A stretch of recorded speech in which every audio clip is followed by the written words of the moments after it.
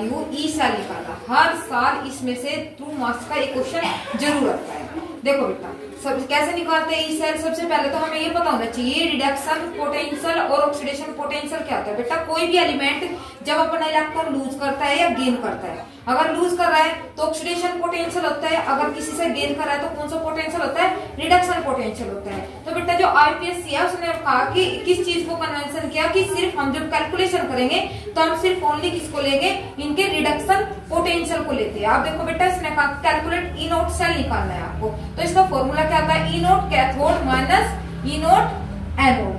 तो ये कैथोड पे क्या होता है, जिस इलेक्ट्रोड का आपके रिडक्शन होगा वो तो होता है कैथोड, और जिस इलेक्ट्रोड पर आपके एलिमेंट का क्या होता है, मेटल का ऑक्सीडेशन होता है, वो क्या होता है आपका एनोड। तो इनकी वैल्यू रख देते हैं, वैल्यू दी हुई है इसने। देखो बेटा ये यहाँ पर बहुत इंपॉर्टेंट है, ध्यान देना। तो Zn2 प्लस से Zn में गया हुआ है। देखो बेटा ऑक्सीडेशन जब डिक्रीज होती है तो किसी भी एलिमेंट मेटल का रिडक्शन होता है, और ऑक्सीडेशन इंक्रीज होती है तो उस मेटल का क्या होता है बेटा, ऑक्सीडेशन होता है। घटने पर, डिक्रीज होने पर रिडक्शन, क्योंकि रिड्यूस घट रहा है, इस चीज से याद रखना, रिड्यूस होना घटना, अगर घट रहा है तो रिडक्शन, और अगर ऑक्सीडेशन इंक्रीज हो रही है तो ऑक्सीडेशन। क्लियर बेटा। और जब ये वैल्यू होती है ये हमेशा आपको याद रखनी है कि जब इस फॉर्मूले में पुट करोगे तो जो ये वैल्यू रखी जाती है बेटा रिडक्शन ही ली जाती है। कभी कभार क्वेश्चन में एग्जामिनर कर देता है कि ये कॉपर इस साइड और Cu प्लस इस साइड, तो ऑक्सीडेशन की वैल्यू दे देता है,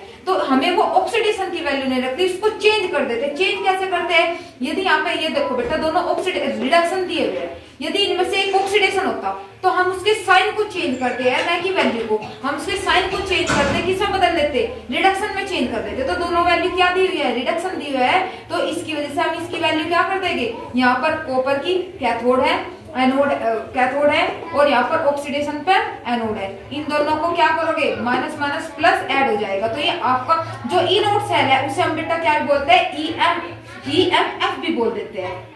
अब नेक्स्ट देखो बेटा गिव सेल रिएक्शन, ये रिएक्शन दी हुई है आपको। यहाँ पर देखो जेड ऑक्सीडेशन, देखो बेटा बहुत इंपॉर्टेंट, यहाँ पर ऑक्सीडेशन वैल्यू दी है, इसकी भी और इसकी भी, दोनों का रिडक्शन ऑक्सीडेशन वैल्यू दी है ना, ऑक्सीडेशन पोटेंशियल रिऑक्सीडेशन, और लेकिन हमें चाहिए कितना, क्या, रिडक्शन पोटेंशियल।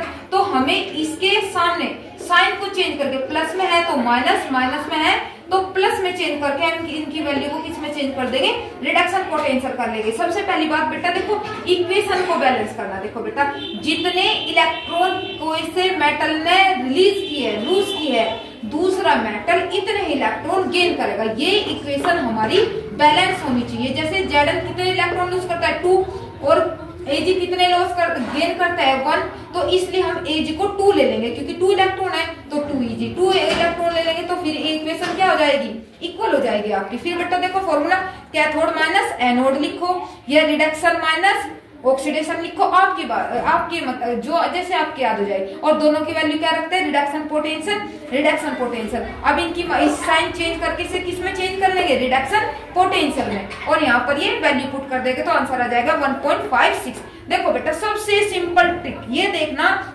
कि कहां पर एनोड की वैल्यू रखोगे, कहां पर कैथोड की वैल्यू रखोगे, हमें कैसे पता चलेगा बेटा, जिसकी वैल्यू ऑक्सीडेशन की वैल्यू जो आपकी जो वैल्यू होगी अगर होगी मोर पॉजिटिव, ये एक चीज याद रख लो, या तो रिड्यूस पोटेंशियल या आपका ऑक्सीडाइज पोटेंशियल, कोई सी भी इलेक्ट्रोड पोटेंशियल, एक चीज याद रख लो। अगर आप ऑक्सीडाइज रिड्यूस याद रखना चाहते हैं तो ये वैल्यू ढूंढ लो कि जो जितनी ज्यादा मोर इलेक्ट्रोनेगेटिव उसे ही आपको एनोड के पास रखना है, क्योंकि जो जितना नेगेटिव होगा वो इतनी जल्दी क्या होगा, ऑक्सीडाइज होगा। तो बेटा एनोड पर क्या होता है, ऑक्सीडाइज होता है। तो आप उसको सिर्फ ये ढूंढ लेना है दोनों वैल्यू में, जो जितना ज्यादा नेगेटिव उसे एनोड पे रख दो, और दूसरा अपने आप किस पर आ जाएगा, कैथोड पर। देखो इन दोनों में कौन सी मोर नेगेटिव थी, ये हुई यहाँ पर। देखो इन दोनों में मोर नेगेटिव कौन था, ये तो हो गया एनोड पर। तो बेटा ये सिंपल सी ट्रिक है ये देखने के लिए कैथोड पे क्या आएगा और एनोड पे क्या होगा। कुछ स्टूडेंट इसमें घूम जाते हैं कि हम कहाँ पे किसको रखे, कहाँ पे किसको। सिर्फ एक चीज देख लो कि एक वैल्यू देख लो,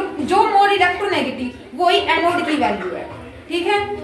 और एक और बात बेटा, जो आपकी ये प्रॉपर्टी होती है इंटेंसिव प्रॉपर्टी है, मींस कि मैटर आप कितना भी ज्यादा ले लो वो इसकी प्रॉपर्टी पर डिपेंड नहीं करता है। थैंक यू बेटा।